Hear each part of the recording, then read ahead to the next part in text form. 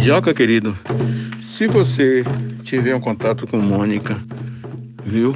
Mônica Milê, mande para ela essa foto. Diga que eu recuperei essas congas, viu? Que eu me lembro dela. E chama as Mônicas, né? Que é uma homenagem a ela. Eu queria que ela visse.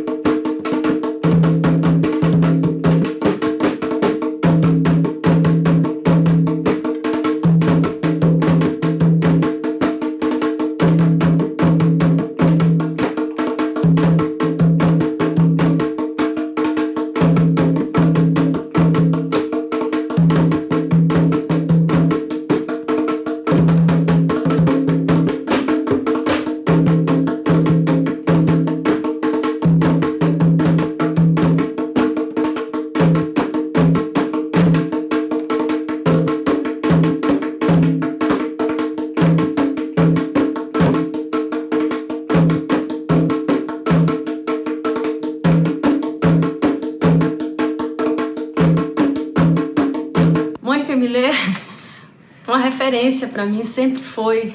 Quando eu comecei a tocar bem novinha em Salvador, na nossa terra natal, formei a minha primeira banda, Rabo de Saia. Era uma banda que tinha uma formação inusitada assim na época, as mulheres tocavam instrumentos. Eu tocava bateria, Marcinha, guitarra, a Érica baixo e o Márcio Melo era o cantor da banda. E eu já ouvia falar de Mônica Milê, claro. E a Mônica veio tocar percussão na nossa banda Rabo de Saia. E aí, meu amigo, e aí, minhas amigas, foi que despertou a percussão. Foi quando eu recebi esse chamamento mesmo, vendo Mônica Milê ali. E essa mobilidade, né? Ela circulava ali com muita habilidade também entre os instrumentos, né? A gente começava a tocar uma música, aí ela começava nos atabaques, daqui a pouco ela pegava o pandeiro, no refrão ela já estava no agogô. E eu ali tocando bateria, assim, ficava observando ela o tempo todo ali, e aí a percussão tomou conta, entrou em mim, ó, fiquei até arrepiada de lembrar desses momentos. A Mônica me direcionou, me acolheu em muitos momentos também difíceis, né? E sempre foi essa protetora, sempre foi essa força assim de luz, de ensinamento, de mestra. Há 2 anos atrás eu estreiei um projeto chamado A Arte é Mulher e convidei Mônica Milê para tocar e para conversar, contar da sua experiência, da sua musicalidade. E aí fiz uma pergunta para Mônica. Eu falei, Mônica, todo mundo me conhece como uma das pioneiras como percussionista no Brasil. E eu sempre falo que eu comecei a tocar porque eu vi você tocando percussão. E aí eu fiz essa pergunta para ela, assim, quem foi que você viu tocando percussão? Qual foi a primeira mulher que você viu tocar percussão? E ela respondeu, foi a minha avó, mãe menininha do Gantuá, que ela via tocando ali no Quartinho dos Santos os tambores. A gente tinha uma convivência com a comunidade. E nessa comunidade, lá na minha casa, não tinha televisão, então a gente assistia a televizinha, que era na casa da finada Wanda, que era comadre da minha mãe. Então a gente ia assistir a televizinha na casa da finada Wanda. De tarde aí a gente assistia Perdidos no Espaço, assistia Dinha, Eugênio, assistia a novela A Pupila do Senhor Reitor e por aí vai. O Candomblé de Lata era uma forma que era uma das diversões que a gente tinha, né? Porque eu morava numa casa que pertenceu a meu avô Álvaro, né?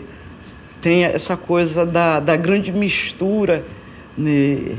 do Brasil, e o meu avô era descendente de ingleses, era Álvaro McDowell, que casou com minha avó menininha, e ele foi morar, né, lá na Federação. E eles tinham a casa de meu avô, chamava 17. E nessa convivência, né, de morar em frente à casa do Candomblé, a nossa brincadeira era brincadeira de criança mesmo, né? Nos momentos de lazer, a gente fazia um candomblé de lata, que era no passeio da casa do Maulu. Hoje, meu grande parceiro e amigo, Ave Maria, Gabi Guedes, né? Nós fomos criados juntos. E Gabi continua sendo meu grande mestre. É uma pessoa que eu tenho um grande carinho. Eu conheci a Mônica Millet dentro do terreiro do Gantuá, e ela sempre teve esse espírito percussivo, sempre com a atenção no som dos atabaques, né, dos tambores. E várias vezes brincávamos de candomblé dentro do terreiro do candomblé, né, e ela corria logo para os atabaques, né, para tocar, fazer a base, tocar as frases do rum, né, sempre com aquela, né, percepção percussiva. Eu gostava muito, né, de ver a destreza, né, daqueles alabês, dos ogãs da nossa casa. Trago na minha memória, né, Vadinho, boca de ferramenta, porque ele era ferreiro e era ogã, né, da casa. Ele era do Molu, mas tinha uma hora assim que você não sabia o que era o Aguidavi. O Aguidavi é a baqueta, vamos dizer assim, que é usada nos atabaques, no candomblé. Porque a intimidade dele era tão grande, né, porque ele cantava e tocava com muita destreza, com muita sabedoria. Então, o Vadinho me ensinou algumas coisas importantes, né, sobre os atabaques, como escolher o couro, né? Tem determinadas características que a gente observa no couro. A corda, porque naquela época os atabaques eram de torno, né? Não haviam atabaques de tarraxa. E tinha uma particularidade que os atabaques do Queto, do falecido Nelson Maleiro, era em cima, né? Os tornos, né, era em cima, não era embaixo, como é comum, é mais comum hoje. Por quê? Porque enquanto eles estavam tocando, se o atabaque desafinasse, eu vi muitas vezes Vadinho tocando e bum, bum, bum, e ia afinando no momento que ele estava tocando. Então, eu acredito que esses tornos tinham essa finalidade também, né, para se tocar. E era um momento que me deu essa oportunidade de conhecer, né, de saber um pouco da alma dos atabaques, né. Os atabaques o rum, que é o atabaque maior, o mais grave, e, diferentemente da música ocidental, é o solista. Aí vem o rumpi, que é o médio, e o lé, que é o mais agudo, e o gan, que é uma campana que pode ser de uma ou duas bocas, né, que fazem parte da, vamos dizer assim, eu chamo orquestra do candomblé, né? Que para mim aquilo era uma verdadeira orquestra mesmo, era uma coisa espetacular. A chamada dele é isso, né?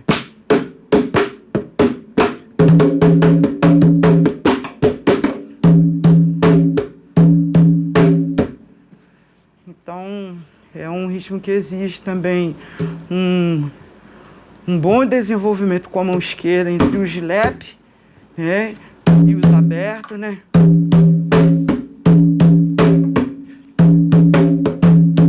Então tem notas curtas, tem notas, né, que elas conversam entre a mão esquerda, que vem aqui, o gilep e o aberto, né? Então, mestra da cultura popular, especialista em ritmos sagrados do candomblé e que foi a primeira percussionista feminina a levar sons africanos para a música popular brasileira.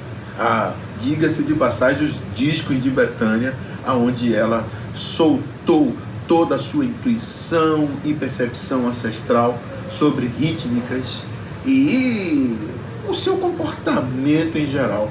Mônica é uma pessoa estruturadora. Olha que eu não tinha tumbadoras no momento, né, que comecei. Foi com as mãos e a generosidade dela que eu consegui, em muitos momentos da minha vida, me desenvolver como percussionista. Sem falar os toques lindos que ela sempre me deu. Pelo conhecimento, né? Herdeira de Vadinho Ferramenta e tantos outros grandes líderes deste pensamento. Tem um diferencial que, como eu toco, né, os ritmos do candomblé, a minha pegada é diferente. Eles ficavam encantados, né, com a minha maneira de tocar. Então, acredito que isso foi um divisor de águas, porque até então os percussionistas e percussionistas, que também já existiam, né, naquela época, tinham a pegada do afro-cubano e eu tinha a pegada do afro-baiano. E eu, de uma certa forma, né, fui aprendendo nesse candomblé de lata, praticando nesse candomblé de lata o que eu via, né, esses grandes senhores, esses grandes alabês, né, tocarem. E por conta disso me trouxe um feliz encontro, né, com a Maria Bethânia, que é a minha grande mestra, né? É a pessoa que me levou ao mundo da música profissional, do ofício da percussão, porque eu nem sabia que eu sabia aquelas coisas, né? Eu tocava porque gostava de tocar, mas eu não sabia que era dessa forma, né? Que tem, né, todas essas pontuações. Nossa, se eu for enumerar todos os grandes músicos que eu... Robertinho Silva, né, Leporace, Miltinho, Mestre Alaô, que era um baterista especialíssimo, Djalma Correia, tem Wagner Tiso, toquei com Wagner Tiso, Rubão Sabino também, o Raul Mascarenhas. Tem uma galera de Minas assim, que era muito bacana tocar com eles, né? O Paulinho Batera, Jamil Joanes. Nossa, era muita gente boa. Aqui na Bahia tinha uma efervescência, né, vinda dos anos 70, dos anos 80, e tinha um festival de música instrumental. E todos nós, músicos da época, o nosso sonho, né, a menina dos nossos olhos era participar, né, desse festival. Se tanto fosse como acompanhante de outros músicos, né, como, né, o Cardan Dantas, o maestro Sérgio Souto, o Raposa Velha, o maestro Vivaldo Conceição. Então, nós tínhamos um encanto pela música instrumental. E eu ouvia um percussionista, Ralph MacDonald, que eu ouvia até furar o disco da Criatura, porque eu ouvia todo dia. Porque ele era contemporâneo, né, que também fazia parte dos festivais, né, de música instrumental de Los Angeles, da Califórnia, e trazia também Mano Dibango, vinha também o Morikante, o Fela Kuti, né, que eram os compositores, os cantores africanos, porque para a gente não chegava com tanta facilidade assim, só quando vinha a galera, né, os estrangeiros, os músicos estrangeiros, que traziam para nós, né, ou gravavam, ainda era nas fitas cassete, ou nos discos, né, de vinil. Nesse ínterim surge o Odundê, que foi a melhor oportunidade, né, que eu tive, né, de experimentar essa influência da música instrumental com a percussão, criando e compondo, né, uma trilha exclusiva para esse espetáculo chamado Odundê, do qual eu tocava para a escola de dança também, e a Conceição Castro me deu a direção musical, né, desse espetáculo. E eu juntava tudo, né? Eu juntava as frases que eu ouvia do Ralph MacDonald, do instrumental dele, com um Tani Bobé, que ele vem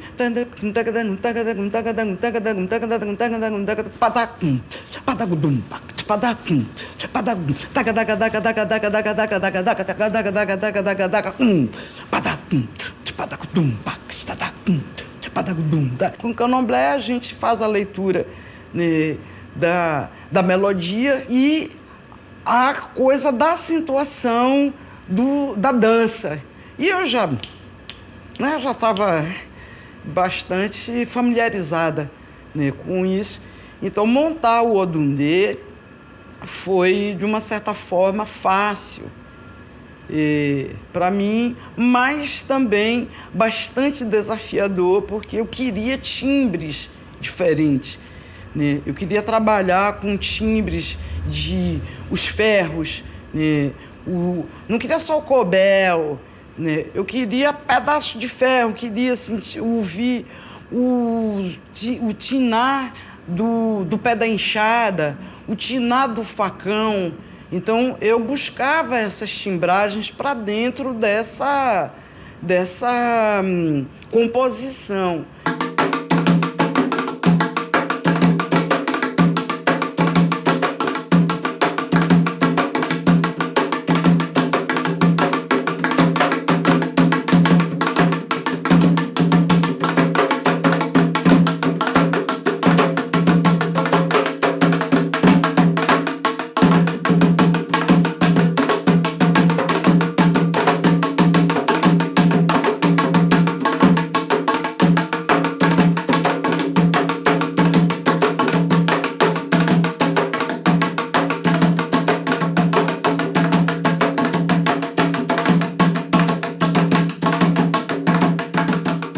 Foi um convite da APADA, que é a Associação de Pais e Amigos do Deficiente Auditivo, para criar uma maneira de ter música, né, numa escola de surdos.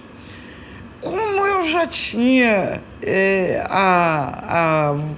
vamos dizer assim, eu já conhecia, né, por vivência própria, né, os caminhos das frequências de grave, né, médio e agudo, por conta da percussão, me foi dada, né? Na verdade, eu acho que isso é uma coisa muito, muito séria, né? Mas me foi dada, né, por Deus, pelos encantados, né, da música, a mãe Iemanjá, que é a mestra da música na cultura iorubá. Então, eu criei essa situação musical pela vibração, ou seja, uma criança segura um instrumento e o outro toca, e depois eles revezam, para eles irem reconhecendo o que é grave, o que é médio, o que é agudo, e a partir daí eles poderem entender, né, com a parte da mecânica. Então eu tive que, né, utilizar o meu próprio mundo da surdez para poder entender como passar isso para a galera. Eu sou a única percussionista surda, né, que toca atuante, né, dentro da MPB. Aí eu já vou ampliar, generalizar mesmo. Né. E isso também é uma maneira também de dar visibilidade para as pessoas que são surdas como eu, porque a sociedade, nós somos invisíveis, é como se nós não existíssemos. Hoje eu tenho tranquilidade para falar, mas naquela época eu fingia que não era surda para que as outras pessoas não percebessem, principalmente de outras bandas. Eu acho bacana quem toca jazz, quem toca funk, mas dá uma chance para o samba chula, dá uma chance para a mariscada, dá uma chance para o bumba meu boi, dá uma chance para o maracatu, né? Tem para o samba de roda, para o samba duro, para o jongo, né? Tem muita coisa bonita, tem muito ritmo bonito e que a gente pode contribuir, né, inserindo nos nossos arranjos essa rítmica. Ó, que leve.